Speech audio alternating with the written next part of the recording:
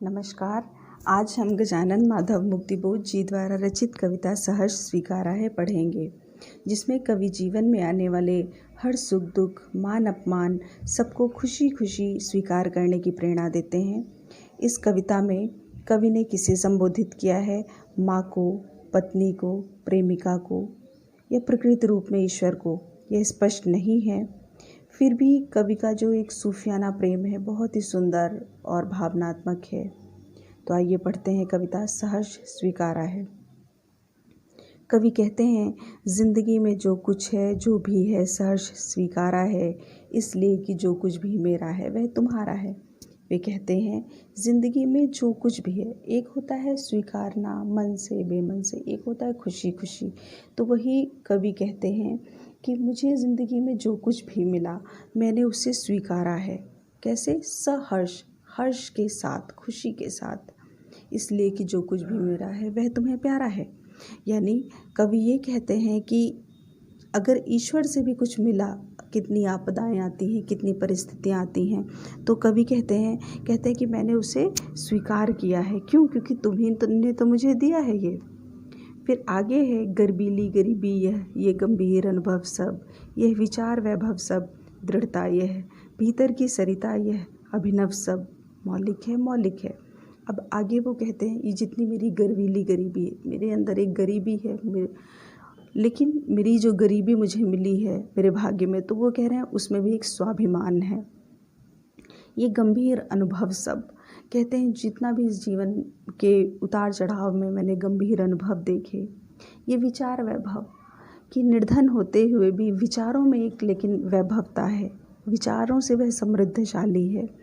कहते हैं दृढ़ता यह है कि किसी भी परिस्थिति में वह परेशान नहीं होता, तो यह दृढ़ता, भीतर की सरिता यह है, ऊपर से तो कठोर लेकिन अंदर ही अंदर जो उसके मन में बहने वाली जो विचारों की नदियाँ, कह रहा है ये नई हैं, अभिनव मतलब नई हैं, मौलिक हैं, यानी वास्तविक हैं सब। इसलिए कि पल पल में, इसलिए कि हर क्षण जो कुछ भी जागृत है, अपलक है। अपलक मतलब होता है निरंतर। तो कह रहे इसलिए कि जो निरंतर सब कुछ जगता रहता है, मेरा मन निरंतर तुम्हारे ध्यान में ही रहता है, संवेदन तुम्हारा है, तुम्हारी ही अनुभूति है, तुम्हारी ही सहानुभूति है। आगे कवि कहते हैं, जाने क्या रिश्ता है, जाने क्या नाता है, जितना भी उड़ेलता हूँ भर भर फिर आता है। कहते हैं मुझसे पता नहीं तुम्हारा कौन सा रिश्ता है। एक होता है शारीरिक जन्म का रिश्ता और एक होता है कर्म या आत्मीयता का रिश्ता। तो कह रहे मुझे नहीं पता तुम्हारा मुझसे कौन सा एक रिश्ता है, लेकिन क्या नाता है, फिर भी जितना भी उड़ेलता हूँ भर भर फिर आता है। जैसे कि पर्वतों के बीच से बहने वाले झरने, चाहे जितना पानी उसमें से आप निकाल लीजिए फिर से वह भर जाएगा। वैसे ही कवि कहता है मेरे मन में एक झरना सा बहता रहता है, और उस झरने को मैं जितना ही खाली करता हूँ, कैसा झरना है? स्नेह का, याद का झरना। कहता है मैं खाली करता हूँ फिर से भर आता है। तो कहते हैं दिल में क्या झरना है, मीठे पानी का सोता है। सोता मतलब भी झरना ही होता है। तो कहते हैं मीठी यादों, मीठे प्रेम का जैसे लगता है एक झरना मेरे मन में बना हुआ है, बहता रहता है। आगे कहते हैं, भीतर वह ऊपर तुम, मुस्काता चांद जो धरती पर रात भर। कहते हैं मेरे भीतर वह कौन? मेरे मन का प्यार, और ऊपर से तुम हो। या एक प्रकार से ये कह सकते हैं कि कभी अपने आप को धरती मानता है और अपनी प्रिया को चांद। तो कहता है कि मुझ जैसी धरती पर तुम्हारा चांद सा चेहरा हमेशा खिलता रहता है, मुस्कुराता रहता है। फिर आगे वो कहते हैं, सचमुच मुझे दंड दो कि भूलूं मैं तुम्हें भूल जाने की दक्षिण ध्रुवी अंधकार अमावस्या, शरीर पर चेहरे पर अंतर में पालूं मैं, झेलूं मैं, उसी में नहा लूं मैं। अगर ईश्वर के रूप में देखा जाए तो वो यहाँ पर ये कहते हैं कि मैं तुमको अगर कुछ क्षण के लिए भूल गया था तो तुम मुझे दंड दो कि मैं चला जाऊँ किसी अंधेरी अंधकार अमावस्या में। तो कहते हैं कि मैं अपने शरीर पर, चेहरे पर मैं तुमको पालूँ, मैं उसी में नहा लूँ, यानी मुझे तुम दंड दे दो।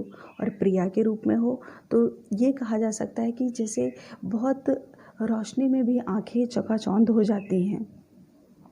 तो वो यही कह रहे हैं कि तो उससे अच्छा है कि एक अंधेरा मिल जाए कुछ क्षण के लिए।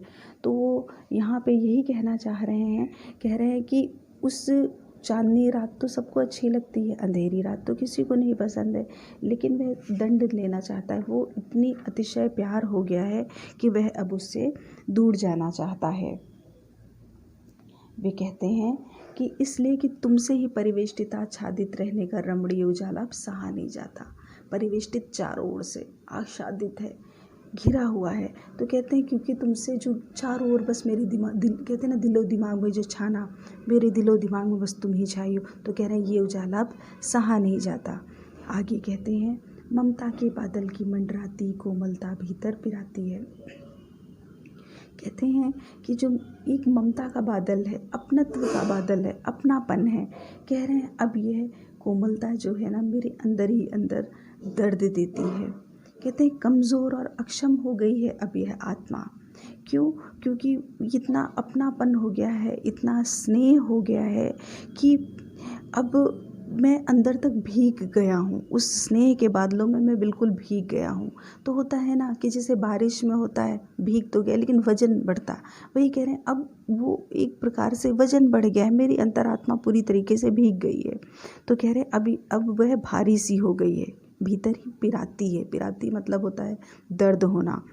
कह रहे हैं कमज़ोर और अक्षम हो गई है आत्मा है। और आत्मा क्यों कमज़ोर हो गई है, अक्षम क्यों हो गई, कुछ कर नहीं पा रही? छटपटाती छाती को भवितव्यता डराती। जब आप किसी से बहुत प्रेम करते हो तो उससे दूर होने का भय हमेशा बना रहता है, एक अनहोनी का भय बना रहता है कि कहीं ऐसा ना हो जाए, कहीं ऐसा ना हो जाए। आपके अपने ही होते हैं, कहीं दूर जाते कहीं, तो हर पल आपको उनकी चिंता लगी रहती। तो वही कह रहे हैं अब मुझे आने वाली भवितव्यता डराती है। बहलाती सहलाती आत्मीयता बर्दाश्त नहीं होती। तो कह रहे हैं कि जो ये बहलाती सी है तुम्हारी आत्मीयता है, अब वह मुझे बर्दाश्त नहीं होती है। अब यहाँ पर एक चीज़ ये भी कह सकते हैं कि कभी तो कभी कह रहा था कि मैंने सहर्ष स्वीकारा है, अब वो कह रहा है कि उससे बर्दाश्त नहीं होती है। तो ये बातें थोड़ा सा अंतर विरोध हैं, लेकिन सच्चाई ये है कि कवि का भाषा है कि मैंने अब तक तो सहर्ष स्वीकार किया था, लेकिन धीरे धीरे इतना अतिशय प्रेम मेरी सहन शक्ति को ख़त्म कर रहा है। और फिर आखिरी में कवि कहते हैं कि सचमुच तुम मुझे दंड दो कि हो जाऊं पाताली अंधेरे की गुहाओं में, विवरों में, धुएं के बादलों में बिल्कुल मैं लापता। कहते सचमुच मैं कह रहा हूँ तुम मुझे दंड दो। कि ईश्वरीय रूप में कहता है हाँ तुम मुझे दंड दे दो ईश्वर, कि मैं तुमको कुछ क्षण के लिए भूल गया तो मैं पाताल धरती के अंदर भी बहुत बहुत गहराई में अंधेरे में चला जाऊं, वहाँ की गुफाओं में, विवर मतलब बिल में चला जाऊं, या धुएं के बादलों में बिल्कुल लापता हो जाऊं। प्रेमिका से भी वो यही कहता है, पत्नी अम्मा से, कि मुझे दंड दे दो कि मैं बहुत दूर चला जाऊं, ये अतिशय प्रेम मुझसे नहीं सहा जा रहा है। लेकिन फिर वो कहता आगे कि लापता, कि वहाँ भी तो तुम्हारा ही सहारा है। कहता लेकिन लापता हो जाऊंगी लेकिन वहाँ भी तो तुम्हारा ही सहारा हो जाएगा, यानी तुम्हारे अस्तित्व को मैं मिटा ही नहीं पाऊंगा, चाहे वो जो भगवान के रूप में हो कि चाहे जितने कष्ट मिले, मेरी अटूट विश्वास है, अटूट भक्ति है। तो कह रहे मैं नहीं भुला पाऊंगा तुम्हें। और प्रिया के रूप में भी कहता है क्यों, क्योंकि यह मेरा जो होता सा लगता है, होता सा संभव है, वह सब तुम्हारा है। तो कहते हैं कि इसलिए कि जो मेरा होता हुआ सा लग रहा है, होता सा संभव है, सभी तुम्हारे कार्यों से, क्योंकि तुम्हारे ही कारण तो मैं इतनी दूर गया था, तुम्हारे ही कारण तो मैं बादलों में छुपना चाह रहा, तुम्हारे कारण तो पाताल लोक में जाना चाह रहा हूँ। तो जो यहाँ पर पाताली गुहाओं का जो मतलब है, वो ये भी कह सकते हैं कि पाताली अंधेरे की गुहाओं में, विवरों में, ये शांत और एकांत स्थान का प्रतीक है, या धुएं के बादलों में घोर गहन अंधेरों का ये सब प्रतीक है। लेकिन वो ये मानता है कि इस एकांतवास की स्थिति में भी उसे अपनी प्रिया का सहारा मिलना ही रहेगा, क्योंकि वहाँ भी उसकी यादें ही साथ रहेंगी जिनके सहारे वह जीवन बिताएगा। क्यों, या ईश्वर के रूप में भी लिया जा सकता है कि वह चारों ओर से उसको उसी ने दिया है, उसी के कारण ही तो वह वहाँ तक पहुँचना चाह रहा है, तो वह उसकी भक्ति हमेशा अटूट रहेगी।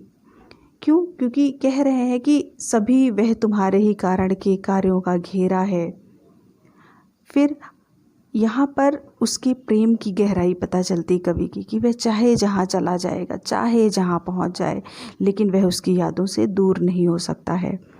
और इसीलिए फिर वह कहते हैं कि अब तक तो ज़िंदगी में जो कुछ था, जो कुछ है, सहज स्वीकारा है, इसलिए कि जो कुछ भी मेरा है वह तुम्हारा है।